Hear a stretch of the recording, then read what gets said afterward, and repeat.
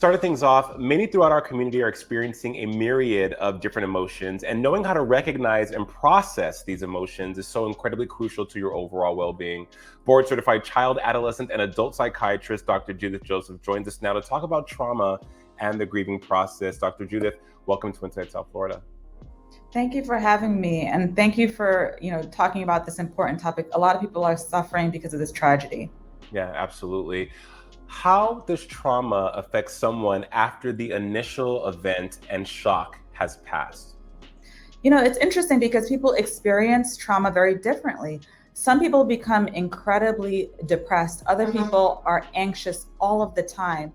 But most commonly, we see that sleep is really disrupted and people can feel pretty wiped out, yet on edge at the same time, which can be very confusing to the person experiencing these trauma reactions.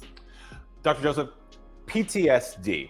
That is a four letter term that people throw out haphazardly and claim to know so much about that. And in this situation, I'm sure that is something that's going to arise down the line. What exactly is PTSD?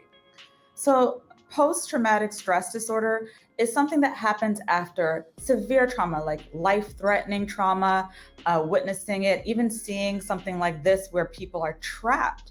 And typically, this happens weeks later. But what we commonly see right after this happens in the acute aftermath is acute stress disorder. So, people may experience these problems with sleep, concentration, they may be irritable, they may be moody or very, very, very anxious. And so it's very common to feel these things. So, number one is validate these feelings. If you're experiencing these things, it may be helpful to just say it out loud or write it down.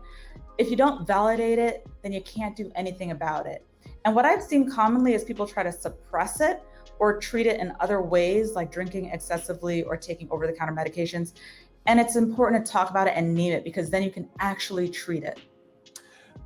With that said, though, you had mentioned oversleeping, undersleeping, irritability, anxiety. Those are also a lot of, I would say, effects or illnesses that are considered in a lot of other different ailments that people may experience. How do you recognize, or how can you recognize when someone is experiencing PTSD? Is there other telltale signs besides someone coming out and saying, "Hey, here's how I'm feeling"?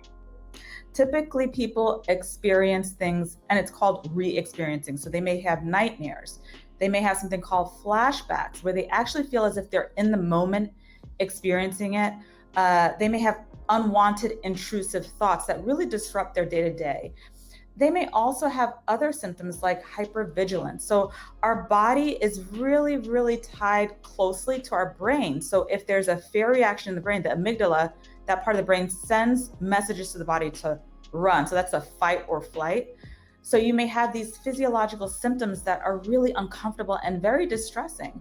Some people may also have cognitive symptoms. So this is where your memory kind of gets foggy or you can't concentrate. And this is why some people who endure trauma have a hard time at work or keeping a job because the concentration is so impaired. You may have other symptoms that, like you said, Jason, are very similar to depression and anxiety, problems with sleep, or even feelings of sadness. And other times people have extreme irritability.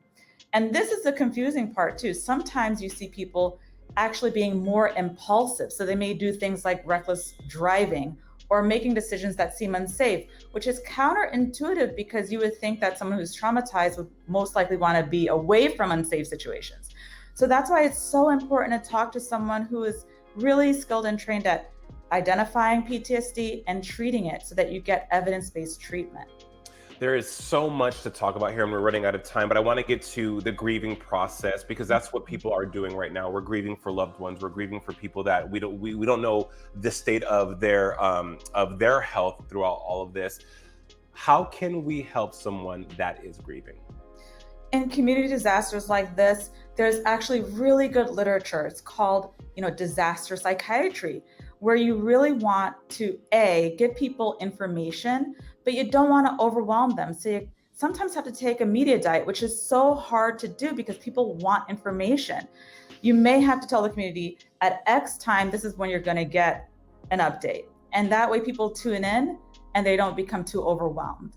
The other thing you can do is provide resources. So there are great 1-800 numbers that are provided by well-known and reputable resources for people to get help through grief, online grief therapy or in-person grief therapy, or suicide prevention lines.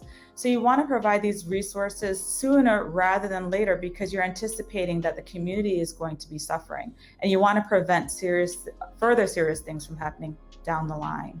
Dr. Joseph, what are some of the medications used in treating PTSD?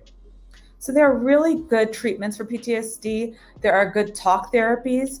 One of the most commonly used ones is cognitive behavioral therapy that has a trauma component, exposure therapy, and there's some data that shows that these talk therapies are actually equally effective to medication treatments. However, there are times that you do need medication treatments to calm that fight or flight, because if you're so revved up and you're so uneasy that you don't even want to talk about the trauma, then how are you going to engage in that trauma work, correct?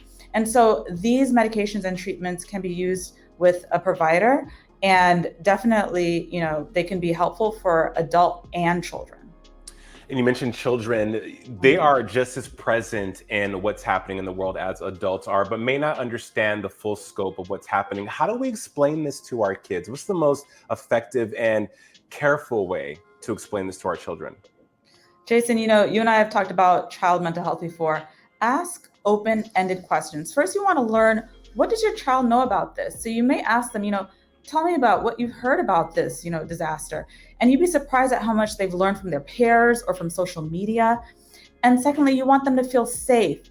Children need structure. They need to know that, yes, this is terrible, and validate those feelings. And you are also safe, because we know that survivors of trauma often feel very unsafe and uneasy, and they need to constantly be reminded that they're safe. The other thing is guilt. There's something called survivor's guilt. And we know that survivors or people who've had loved ones pass, they often feel guilty. And so we want to tell them that this is not their fault. And you want to validate that, they're going to be okay, because you're going to be there to support them. This is all so immensely valuable for our viewers that are tuning in right now. In our community, a lot of people are experiencing everything we talked about: grief, anxiety, depression, fear. So Dr. Joseph, thank you so much for sharing your wealth of knowledge here on Inside South Florida. So valuable. We're so grateful for you. Thank you for having me, and I'm so happy to help.